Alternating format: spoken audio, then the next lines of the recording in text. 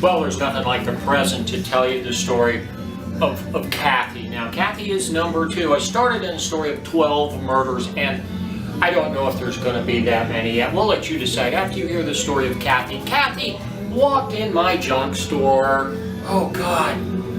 5 foot nothing, 100 pounds, 105, rock hard body, California look, Dorothy Hamill haircut. She was up here.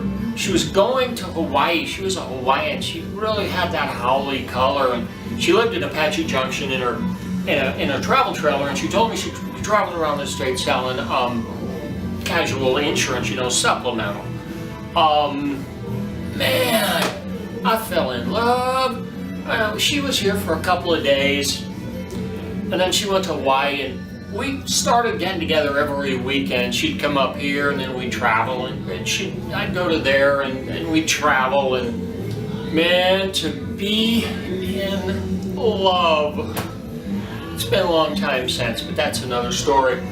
Anyway, she was driving up one day from Superior to Globe. There's a tunnel in it, and they just fixed it. It's really nice, lit nice, and there's passing lanes and all sorts of stuff between Superior and Globe getting up to the top of the hill there. And she drove a Fiat Pininfarina designed car. She loved it, red, of course, convertible, 70s, and it couldn't get out of its own way. Like, God, she drove all over the state. Well, she was just coming out of the tunnel and coming up to Globe when this trucker had fallen asleep at the wheel, crossed over and ran over her. Now, he was a grandfather, and he had a wife, and he had children and grandchildren, and a lot was lost, and it's sad. But he hit her, and if you've ever seen that bridge, you hit it, and it went over the cliff, and there wasn't enough of her car, let alone her, to bury. I didn't tell you, she was 6 months pregnant, and God, it looked like half of a log watermelon on her. It's like, oh. Anyway, so I got through burying her, and we had a coffin for her, and a baby coffin for baby, because that's what we called it. We chose not to see until it came out and blessed us. Put baby coffin inside mama coffin, put mama coffin in the ground.